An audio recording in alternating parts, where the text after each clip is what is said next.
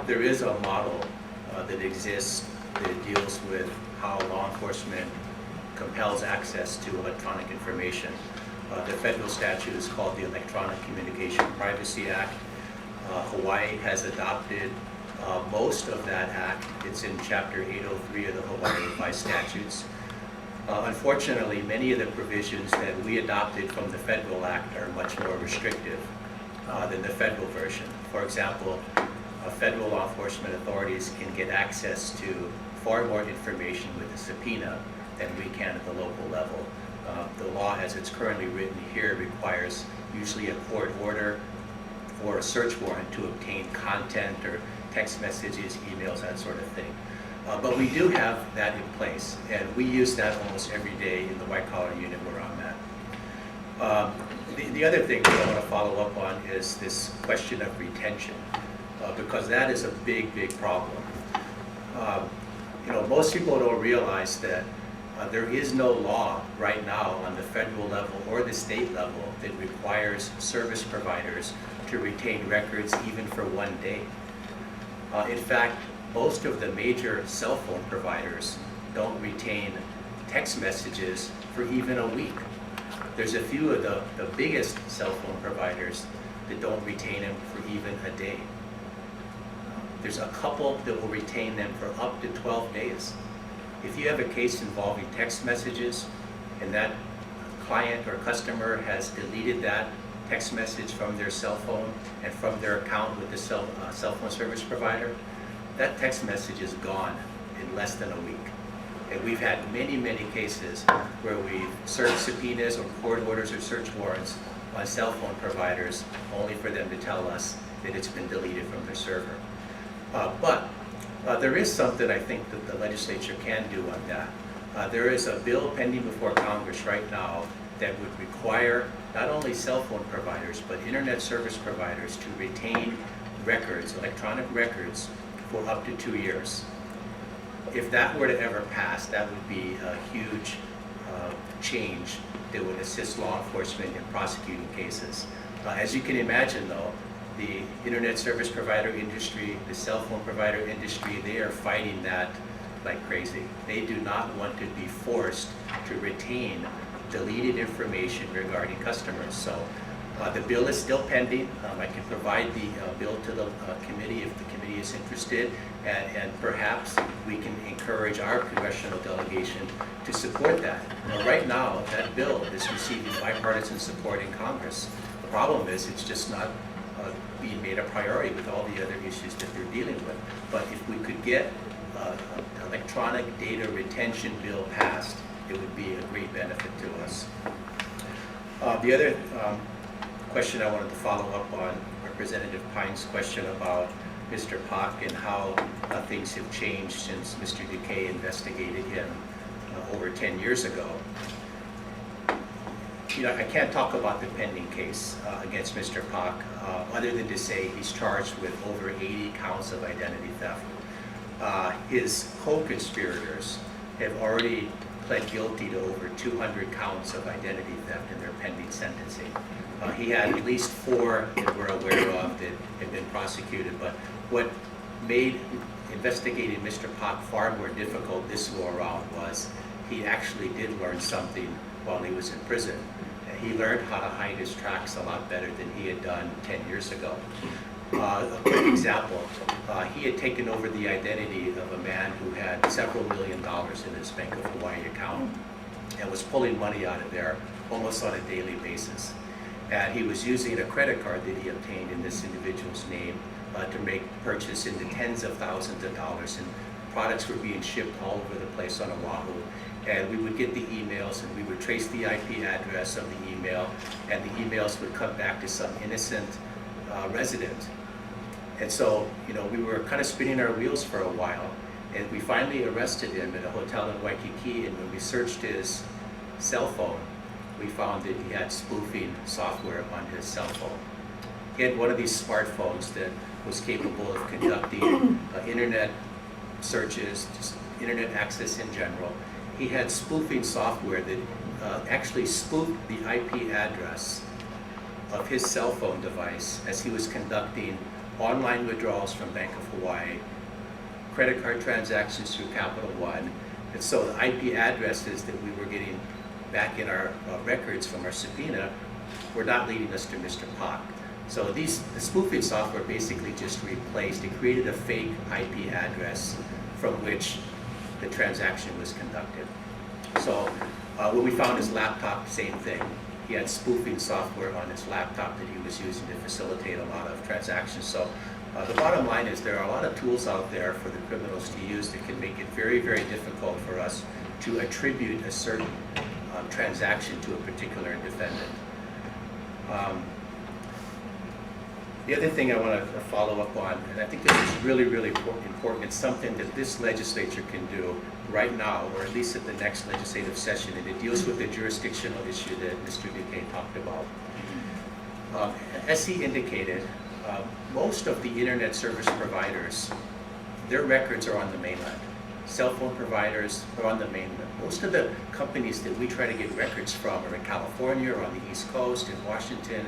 So we have to generate local legal process, subpoenas, court orders, search warrants. And we have to hope that the internet service providers on the mainland and the cell phone providers will honor a state of Hawaii court order or search warrant. They're not required to.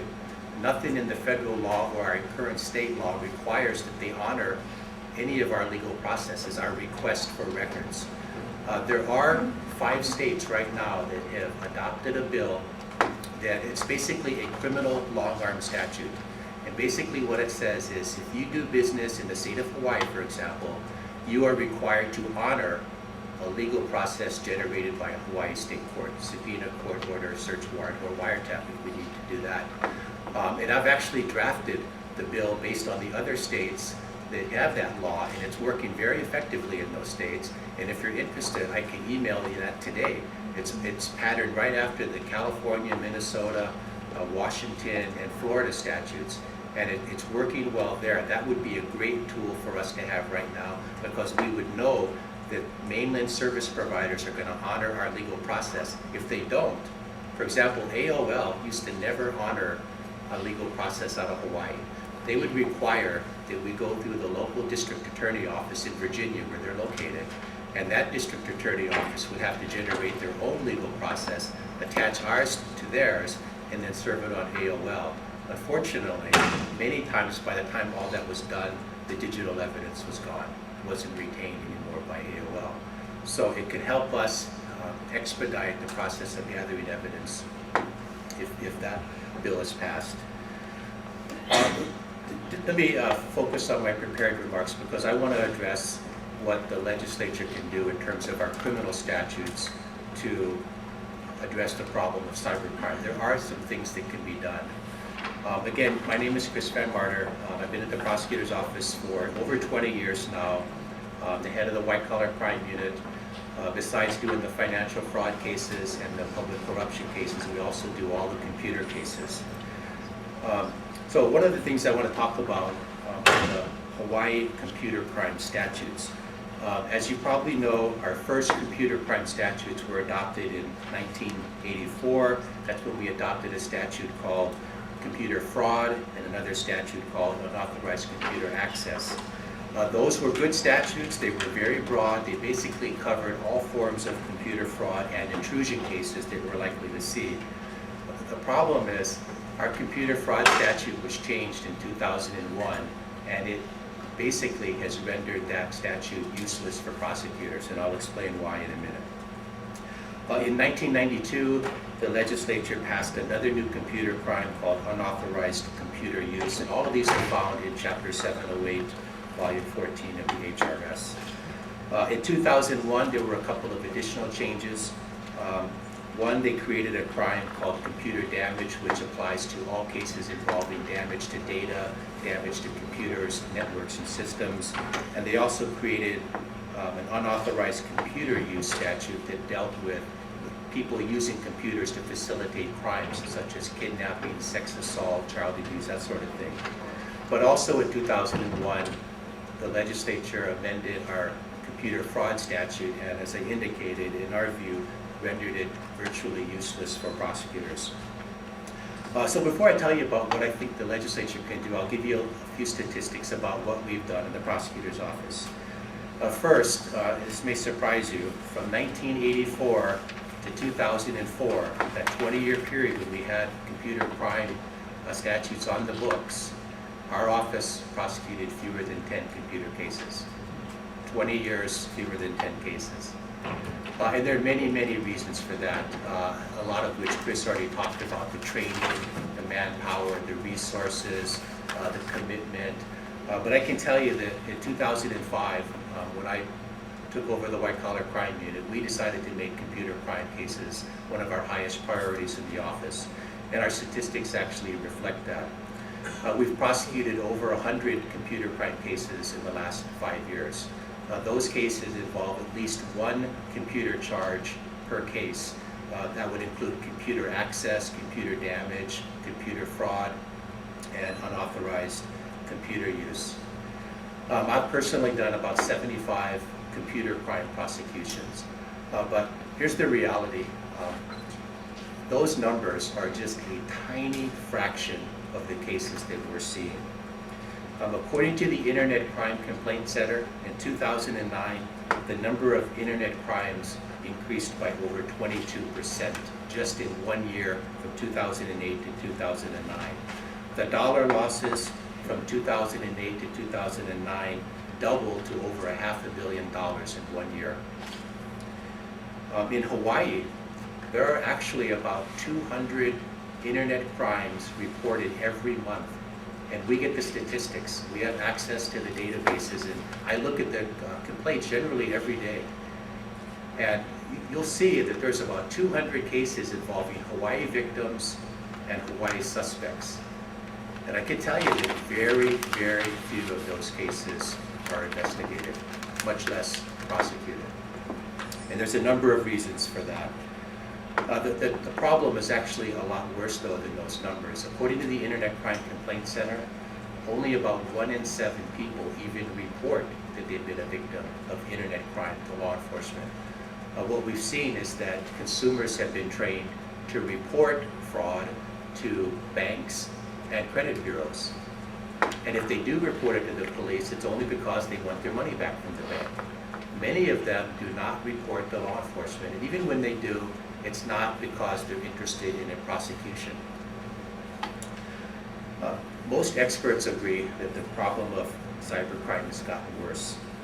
Just in the last couple of years, we've seen huge increases in the number of computer fraud cases. Those would be these counterfeit check schemes, the identity theft schemes, the advanced fee schemes, these stranded traveler email schemes. Those are coming in from Hawaii victims almost every single week. Just last weekend, 3 Oahu residents were victimized by an email stranded traveler scheme. Most of them lost about $1,500 to $2,000. Are those people that they know, so they feel sympathetic because, oh, it's my friend, he's stuck, or is it just a stranger? No, I mean, generally what happens is the bad guy will figure out the email password. And it's very easy to do because, as Chris said, so many people are putting information about themselves on the internet, on Facebook and in other places. And the bad guy just has to go to your email address, type in your email address, for example, at yahoo.com, hit that forget password, and they're just going to try to figure out if they can answer the security question from information they're already finding on the internet. Once they find that password, they're in your email account, sending out emails to everyone in your contact list, telling everyone that you're on vacation in a foreign country, you've been robbed or mugged, your passbook is gone, your wallet's gone, please wire $1,500. 3 people fell victimized to that last weekend. That happens almost every single week involving Hawaii victims. We've also seen increased numbers in intrusion cases and data breach cases. Representative Fontaine mentioned the Sony PlayStation case, but also Citigroup, the United States Senate, CIA website, and of course, you all know about the intrusions at the UH parking lot. In our view, as Chris said, I think the problem is going to get a lot worse before it gets better. And I don't think Chris overstated anything. I think it's understated. The problem is Everybody's walking around with a computer in the palm of their hand, these smartphones. I mean, those things, like Mr. Pock, have the capability to do all sorts of damage.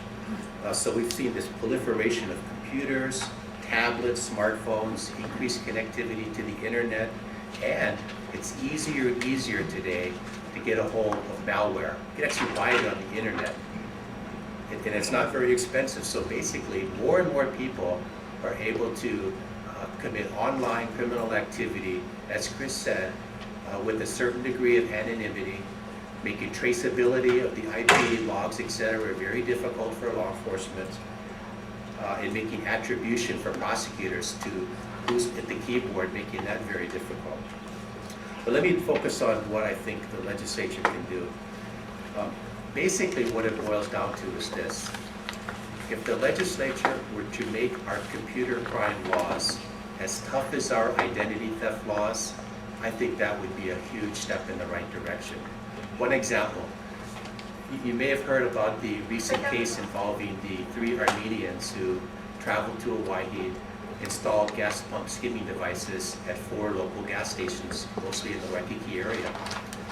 They installed these gas pump skimming devices on the inside of the gas pump. Nobody knew they were there. Came back 2 weeks later. It captured the information from credit and debit card holders, over 300 people in 2 weeks. And then made fake credit cards, very easy to do. Used the debit cards, the PIN numbers right on the debit card magnetic strip, and they just started withdrawing money. And $200,000 later, they victimized 194 people in Hawaii. But because of our identity theft laws, those 3 defendants are facing 20 years in prison. No opportunity for probation. It's guaranteed prison if they're convicted. The case is still pending. We hope to resolve it sometime later this year. But what we need to do with our computer crime statutes is increase the penalties so that they're similar and analogous to our identity theft statutes. If you think about it, our identity theft statutes, it's basically an aggravated form of theft. Somebody's misusing someone's personal information, and instead of it being called theft, the legislature said that it's going to be called identity theft, and it raised the level of the felony from a Class B, for example, to a Class A. We need to do that with our computer statutes so that the misuse of technology is treated as an aggravated form of theft. So here's some of the proposals that I would ask the legislature to consider. First, regarding Hawaii's computer fraud statute, which I mentioned earlier. We can't use that statute in its existing form for 95% of our computer fraud cases. We can't use it. And the reason we can't use it is because in 2001, we added an element to that crime called unauthorized access. Our computer fraud statute, as it's currently written, requires that the suspect access a computer without permission to facilitate a fraud. But the reality is, if you look at the cases, 95% of the cases involve suspects using their own computer. They're not using somebody else's computer to facilitate fraud. They're using their computer, which they have permission to access and use. So by creating a computer fraud statute that requires us to prove that their access to the computer was unauthorized, it basically means we can't use it because the guys are using their own computer. So I think we need to do on that statute is go back to the language that we had from the original statute in 1984. That statute was very, very broad. It didn't apply to just unauthorized intrusions followed by fraud. It applied to any fraud scheme where the suspect used a computer. And it's very similar to our security fraud statutes. If we could go back to that, we could take advantage of that statute and use it far more often. And here's the reason why I think we should do that. If you look at the numbers from the Internet Crime Complaint Center, you look at the category that receives the largest number of complaints. It's not the cyberbullying, it's not the unauthorized intrusion cases, it's not harassment. The one category that receives the largest amount of complaints is computer fraud. So in our view, we need to take a look at our computer fraud statute, see whether it's accomplishing what it's designed to do, whether it's too narrow, or whether it needs to be broadened so that it can cover, all these advanced fee scams, these counterfeit check scams, the stranded traveler email scams, and there's all kinds of other scenarios out there that right now we can't apply that statute to. The other statute, if you look at the computer fraud in the second-degree statute, that only applies to the misuse of passwords. And it's extremely rare for us to see those sort of cases. So our recommendation is that what the legislature can do is, due to the computer fraud statute, what you did to the identity theft statute, break it down into 3 degrees according to the dollar loss involved. Like identity theft, if the dollar loss exceeds $20,000, it would be a Class A, just like identity theft. If it's under $20,000 but more than $300,000, just like the second-degree identity theft, it would be a Class B felony, and third degree would be a Class C felony. I think that would make that statute much stronger and would help us go after that big category of complaints that are out there involving computer fraud. The next thing I would recommend looking at is the use of a computer statute. Right now, the use of a computer statute, you have to commit a separate felony using that computer. In other words, the computer has to facilitate a separate crime. One of the separate crimes in the statute is theft. If you take a look at the way the statute's worded, it only applies to cases where the computer itself brings about a transfer of property. And that's the rare case that we see. So I think what that statute needs to do is we need to take a look at it. Back in 2006, our office made a proposal to amend that use of the computer statute.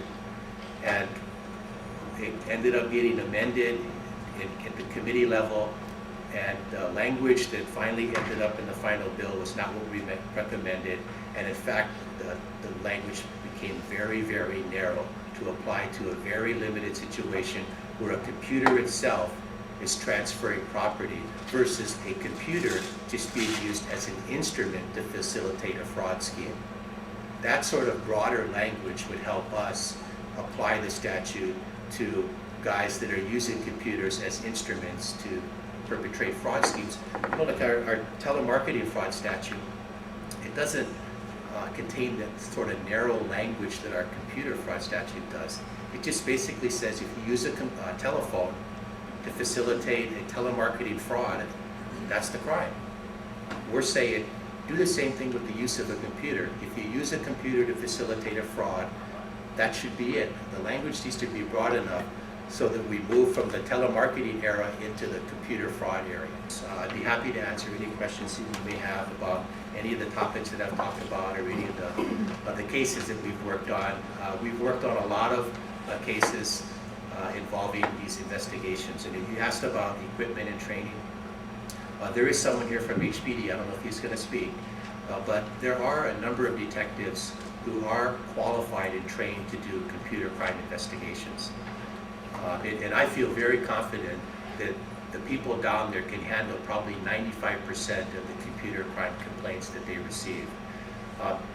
If you've taken a look at that case involving a current aide at City Hall, Mr. Ryan, we wrote a long letter to the police department explaining why we didn't prosecute that case. But the reason I bring that up is, if you read it, you'll see that HPD in our office, we have the ability to investigate an anonymous email complaint, trace IP addresses, do search warrants on Yahoo, obtain records from web hosting companies, and actually identify the perpetrator. We can do that.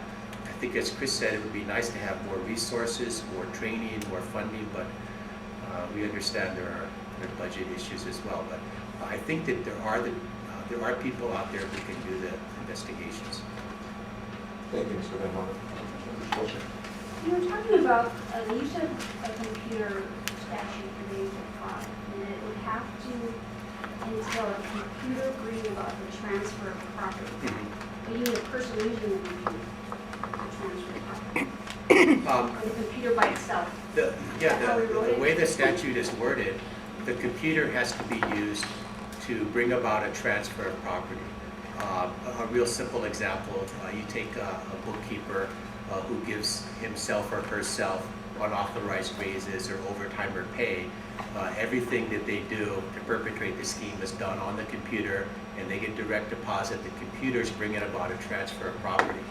But most of the computer fraud schemes are not like that.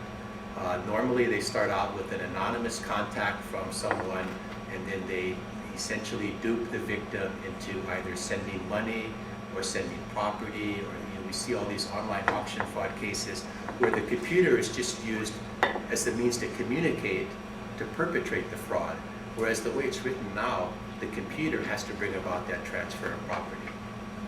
But like a wire transfer is a simple example of where a computer would bring about a transfer of money.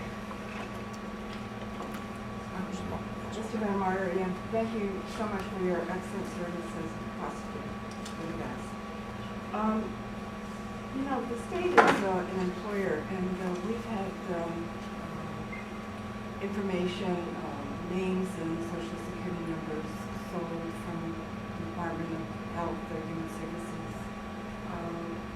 We had an expensive problem with the University of Hawaii, and we brought the speaker from there. How does an employer protect themselves, you know, with our strong privacy amendment, constitutional amendment? I mean, how much can you monitor and make sure the computer is being used for business or authorized purposes? Well, I think that's a good question, and I don't know how they do it at the state level, but at the city level, they do have policies in place, internet policies, email policies. They don't have banners that pop up every time you log onto a computer, but that's something that I've advocated for a long time, just as a reminder to employees that one, they're subject to monitoring. They have no expectation of privacy in their use of the computer or the data they send or receive, and that computer can be searched at any time by an administrator. You know, but I think what it comes down to, as Chris was saying, we need to train people better about the potential threats. One of the biggest threats is social engineering, and how willing people are to give information over the phone, over the internet, how trusting they are about dealing with people. And I think you need to, I'm not sure legislation is the answer, but we need to train people to have a healthy amount of skepticism in dealing with people and in providing information to others on the computer.